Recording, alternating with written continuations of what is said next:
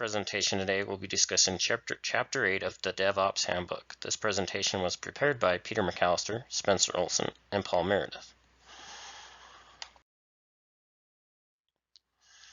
In this presentation, we'll be covering the different strategies we can take to achieve a market-oriented outcome. These strategies include creating self-service capabilities for our service teams to increase our development productivity, and ops engineers those service teams to help align their priorities with the team they are embedded in. We may also want to assign an ops liaison into those service teams. This could help increase needed support. Lastly, we want to integrate ops into our dev rituals to share best practices and goals. One of the first things we want to do is create a centralized platform and tooling service. This service team would identify productive tool chains that are widely being adopted and distribute teams across the company. They would be responsible for providing any results. They would not be responsible for providing any results, just the tools that others can utilize to improve their production. As Diane Marsh, a director of engineering tools at Netflix, stated regarding her team roles, is to support our engineering team's innovation and velocity. We don't build, bake, or deploy anything for those teams, nor do we manage their configurations. Instead, we build tools to enable self-service. It's okay for people to be dependent on our tools, but it's important they don't become dependent on us.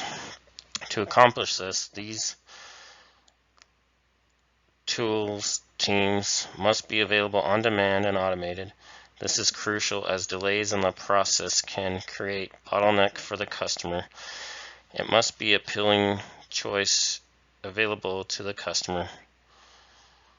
They will in some cases be competing against external vendors as well.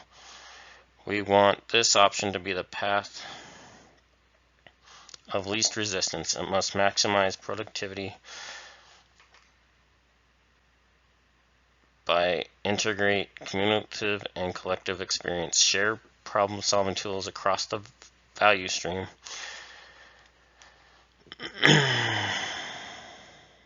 open up more time for innovation and productivity. It is crucial that it maintains sharp focus on the internal customer. The purpose of the tool service is to increase productivity for our internal customers, and it must provide training, migration, and consulting services. Again, the tool and focus is on increasing productivity by providing this centralized help them improve their workflow. To help assign our goals and productivity practices, we can embed our operation engineers into our service teams. This would help to enable an increased self-sufficient within these teams so they do not seek for help outside their own team. The priorities of the team would be driven by the product team goals rather than focusing inward on their own problems. Embedded ops can help with the design and technology choices. They will participate in the development team's rituals such as planning meetings, daily stand-ups, and demos. We will talk more on this in a later slide. Another benefit of embedding ops into our service teams is that they can train them to transform knowledge and automation. Another option is to assign an operations liaison to our service teams. This could be done when operation resources are low, whether due to cost or availability, ultimately preventing ability to fully embed engineers into the service teams. The responsibilities of a liaison would include understanding new product functionality and why it is being built, operability, scalability, and observability, how to monitor, collect, and interpret metrics, design history and justifications, infrastructure needs and how usage affects infrastructure capacity, and roadmap and feature launch plans. Similar to fully embedding dev, the liaison would also participate in the dev team rituals, helping align their goals and priorities. Because they are not fully embedded, they would be able to service multiple product teams. Whether the choice is to fully embed dev or assign liaisons, they will be integrated into the dev rituals. Why is that important? It creates better understanding of the dev culture. They can plan and share knowledge across the different product teams, influence work before going into production. They will attend dev stand-ups, which allows for them to know what was done, what is going on, and or what is preventing progress.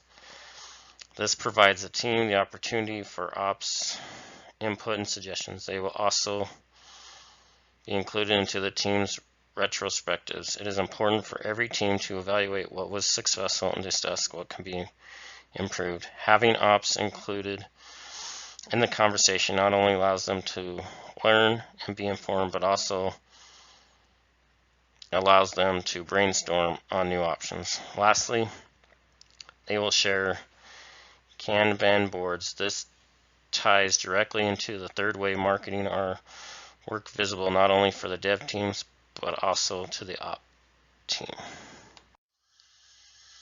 In this presentation, we discuss strategies for integrating ops into daily work of dev by creating self-service capabilities, embedding op engineers into service teams, assigning ops liaison to service teams, again, if this is needed, and integrating ops into dev's daily rituals. This is also done to enable market-oriented outcomes through many small teams to quickly and independently deliver value to the customer. Thank you.